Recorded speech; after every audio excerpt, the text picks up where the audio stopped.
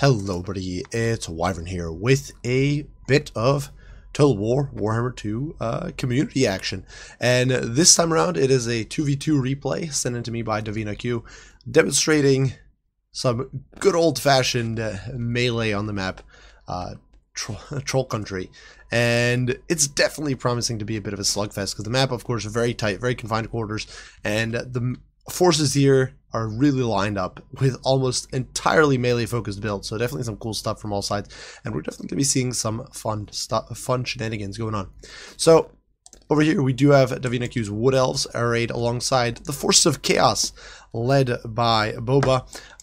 Very interesting combination of factions here. Wood Elves and Chaos against Empire and Vampire counts. All factions that don't get along in lore and are very different for one another playstyle wise. So it's definitely going to be interesting to see how they synergize here and how they pull off their strategies. The Empire is led by What Up Doc, and it is the only faction here that's bringing a significant shooting contingent. So definitely kind of ruining the meme, I suppose, by actually bringing shooting. How dare they? But definitely going to be some interesting stuff against two forces that have brought almost no shooting. And then finally the Vampire counts led by Hit by a Tree, and that might become reality given the fact that Durthu is over here leading his Woodland Legions against the forces of the Vampire counts. So definitely going to be interesting. Now as far as the leaders go, we do have Durthu leading the forces of the Wood Elves alongside a Chaos Sorcerer Lord of Fire, so two Caster Lords there. He's got the transformation of Kadon as well as Flock of Doom. He's got Sword of Daith, Foe Seeker, and then, of course, Wild Heart. So he's going to be able to melt those big Vampire count blobs, which is spell spam, and really debuff his foes as well for the War Dancers, who don't have much AP, but can definitely dish out a lot of hurt against armor-sundered, low-armor targets. Alongside him, that Chaos Sorcerer Lord of Fire, he does have Fireball, as well as the Burning Head and Piercing Bolts of Burning. Surprisingly, no buffs, no Cascading Fire Cloak or Flaming Sword of Ruin, which you will generally see, but he does have Kindle Flame as well as the Blasted Standard to buff the shield values of nearby troops, as well as his own, I suppose. It gives him a shield value, and he does have Evasion to improve his combat stats and Arcane Conduit, so definitely going to be providing some good support, probably, for both the Force of Chaos and the Wood Elves there. And finally, for the Empire, we do have Borstadbringer up in the skies, coming in with full kit, Midland Runefang, White Cloak of Ulrich, Hold the Line, Crush the Weak, Foe Seeker, and Deadly Onslaught, and Vladdy Daddy, probably the least Empire-hating lord out there, I guess, for the Vampire counts. Coming in with Curse of Years, Raised Dead, Invocation of an Egg. He's also got Blood Drinker, Aura of Dark Ranger, Karstein Ring, Bastard Beguilement, and Arcane Conduit. So definitely a very solid lineup of spells. Surprisingly, a Blood Drinker, I'm really not a fan or very fond of that item. I think it's pretty useless. But besides that, definitely some very good stuff. Otherwise, for the builds, very melee-centric for most of them. The Wood Elves coming in with what I'd say is a pretty anti-Vampire Counts build. That is what Davina actually stated in the when she sent me the replay. And 4 units of War Dancers. Not much to be said for them. War Dancers are, like I said before, very good against light infantry and infantry that's had its armor debuffed.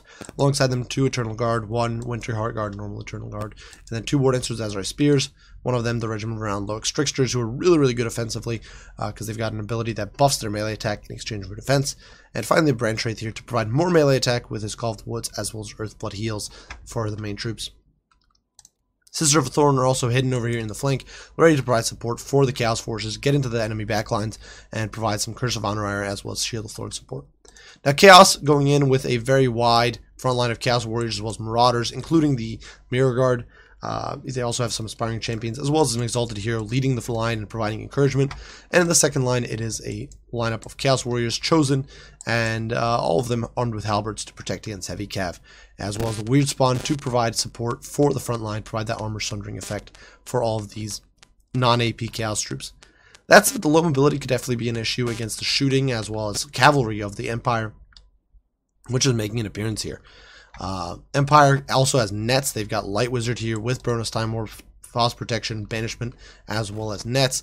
Sterling's Revenge, Silver Bullets, and a Hellblaster all on the field, as is a Witch Hunter, who's got quite the lineup of spells or abilities, including Opal Amulet and Slippery, which I don't really think are worth it. Front line composed of spears as well as some halberds for second line defense, so definitely very solid in defense and depth. Royal of Griffites also providing some AP and terror. And finally, for the Vampire Counts, who are now closing very rapidly with the Wood Elves, we do have a whole bunch of Spearmen in the front, backing most likely this build oriented much more against Chaos than Wood Elves, I would say, because there are some Graveguard with great weapons in here. You can already hear the Manticore taking off. Graveguard with weapons, of course, great against Chaos, and then Sternsmen, which will actually be a very brutal opponent for the War Dancers. There are also some Crypt Horrors providing some poison support. They're going to be diving in here against the Firebark Elders. A bit of a wet noodle contest. Firebark Elders will help these War Dancers hold very, very well. And obviously, the fire resistance are not too important in this situation, but nonetheless, their very high melee defense stats will be very useful there. Anytime over on this flank, you can see a unit of Blood Knights is managing to sneak by, and they are being pursued very angrily by these Loyal Strictors, as well as the Manticore and Durthu, while in the meantime, the Windheart Guard here tie down the Spearmen. And even though this is a 2-to-1 tie down, it's actually a cost-efficient trade for the Vampire Counts, because Skeleton Spears are so cheap, and Windheart Guard is so expensive. The Dire Pack in the back here, in the meantime, kind of sitting around, looking pretty, doing absolutely nothing for their team, and obviously, there isn't much for them to chase. There's no shooting for anybody except the Sisters of the Thorn, who are on the other flank. They don't have too much of a role, but they are kind of sitting there forlorn and forgotten. In the meantime, here in the pockets, the Branch Wraith is providing support. You can see some zombie summons coming in from the flanks, but the War Dancers holding their own surprisingly well with all that support. While in the meantime, over here, it's an absolutely overwhelming force against these spears, and they are buckling under pressure. While in the meantime, over here in the front line, with some support, you can see that Shield of the Thorns going down to support these Chaos troops, giving them some physical resist and extra weapon damage, actually synergizing really nicely with his non-AP troops, making them that much better. Piercing bolts of burning here, melting these Sterling's Revenge. Now, personally, I think perhaps a burning head on this front line would have been a better idea, just to melt it and get it out of the way. But it doesn't mean these boys are going to be pushed off. You can see the Silver Bullets now being compromised by the Chaos Warriors, and that will start pushing them back. Unfortunately, definitely a Chaos player here getting caught up a bit on much cheaper troops. These Chaos Marauders and Chaos Warriors, well, actually, it's not too much of a bad exchange here, because he has managed to move these Chaos Warriors over to the flank. The Chosen, in the meantime, kind of wasting their time here, pursuing some Silver Bullets, and this is really where some mobility would have been very, very advantageous. The lack of Marauder Horsemen or Hounds or anything of that sort is definitely hurting. Anytime over here in the pits, you can see Durthu casting the Sword of Death. Debuffing all these troops are making them that much less effective in combat, as well as melting their HP pools. Of course, Sword of Death, a very potent damage as well as debuff spell. And of course, it's going to be making these War Dancers that much better. Now, with only 60 armor, Graveguard suddenly and Saurus range of armor makes them much squishier against damage, and it's going to make them much more vulnerable, and those War Dancers are taking the full advantage of it. War Dancers, of course, do have immunity to psychology, which means a lot of the advantage undead units have against them is not going to be helping. Obviously, these Chaos Warriors with halberds are also helping a lot here. They do have 100 armor. They're going to be helping stabilize things by time and provide some anti-large support against these Crypt Horrors, as well as Blood Knights. Durthu, though, of course, absolutely a beast, pimp slapping these boys back to the Shadow Realm. These Blood Knights really don't stand a chance. And then another Manticore summon is coming in to provide additional support. Now, Manticores, they are a bit squishy, of course. They do tend to kind of get destroyed, but at the same time, they can do a lot of damage fairly quickly. You can see bombardment going down over here on this clump. You can see the Sternsmen are in there, so definitely they are a very good target for a Searing Doom or Piercing Bolts of Burning, actually. Searing Doom is a Lord of Metal one. I confuse the two sometimes. But the Sternsmen there completely get demolished, losing about a third of their HP to that Piercing Bolt, so definitely some nasty stuff. Zombies in the meantime getting cleared up, and the Empire at this point is basically a goner. The Sisters of the Thorn, as well as these War Dancers with Azlar Spears, overrunning the Sterling's Revenge. And you can see, this is actually a cool little thing here. The War Dancers using the Woven Mist. It's an ability you don't see used anywhere near enough. It's actually very, very powerful. Bumps these guys up, or these girls up, to 64% resistance against physical missiles, and makes them very powerful. You don't necessarily need that melee defense a lot of the time, but you do want that missile resist against Sterling's Revenge, for example, and it just makes them so much more effective. Meantime, the Sisters of the Thorn here chasing down the crew. I really do think this is a slight misplay here. These War Dancers should have probably pursued the Sterling's Revenge and then gotten on top of the Silver Bullets. Otherwise, the Sisters should have done that, but nonetheless, the Hellblast Volley Gun here is going to be taken offline, helping free up the Chaos Warriors a little bit. Over here, the bigger fights with Halberd slugging out with the Weird Spawn. Not entirely sure who wins out in this fight with such badly mauled Waldorf Griffites. Weird Spawn probably going to struggle, even with their armor sundering effect. Waldorf Griffites do have 95 armor. They do have that bonus for swords. They're going to be cutting these monsters down to size for sure. at least if they don't get some support. In the meantime, though, these Chaos Warriors over here, even though they're accused, are cutting down these halberds pretty efficiently, and you can see the Chosen here just pursuing after these shooting mobs from the Empire and closing in. And this is really where you want to be splitting. If you're the Empire player, you want to split up your troops, try to get a crossfire going in these Chosen, but that's not happening right now, and I think that's a little bit of a misplay on the Empire's part.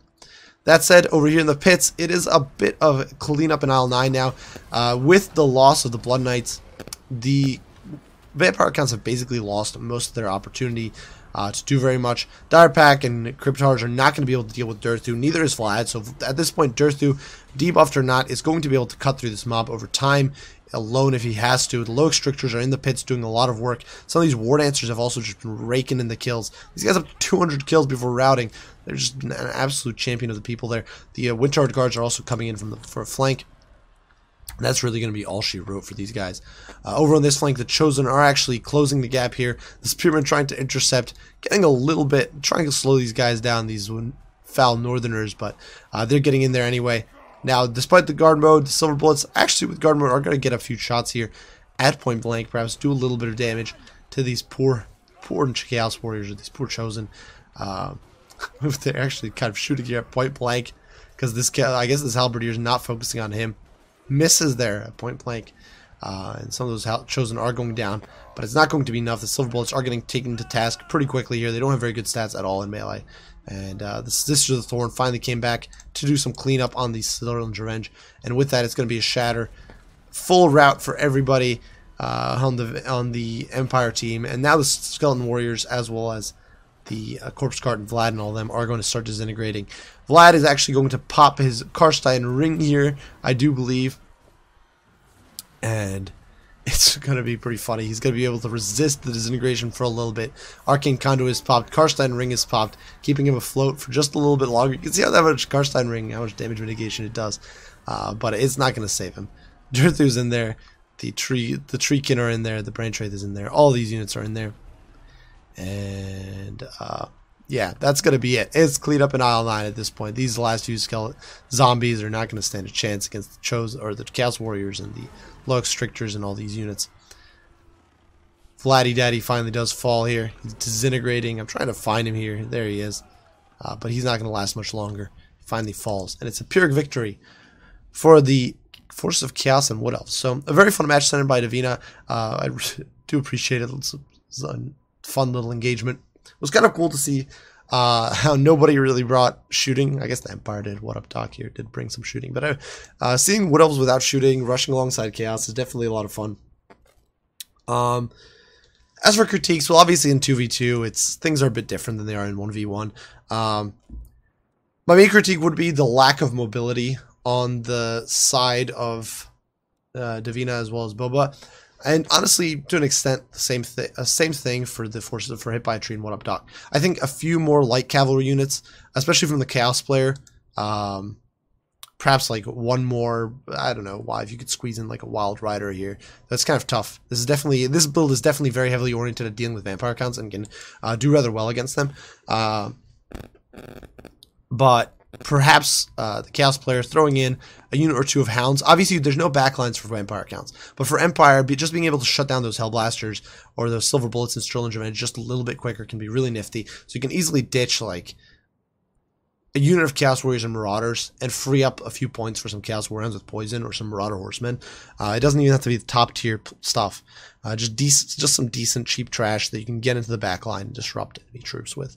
Otherwise, I definitely don't think it's a bad build here. This rush combo is a lot definitely entertaining, definitely a lot of fun. One of the things I would recommend is bring Wither on the Brain Traith. Minus 30 armor on top of the minus 30 from Durthu, whether you stagger these out or hit them all at once, is very nice in my opinion as a combo with War Dancers. It's actually something I enjoy using against Dwarves with the Wood Elves, and it's definitely a cool synergy that can be very useful if you happen to be able to scrape up some of those points somewhere, which I'm not sure this build to add, but if you had the space to squeeze in that, but perhaps cutting like Foe Seeker or something, you could pull it off. Definitely a very cool build there.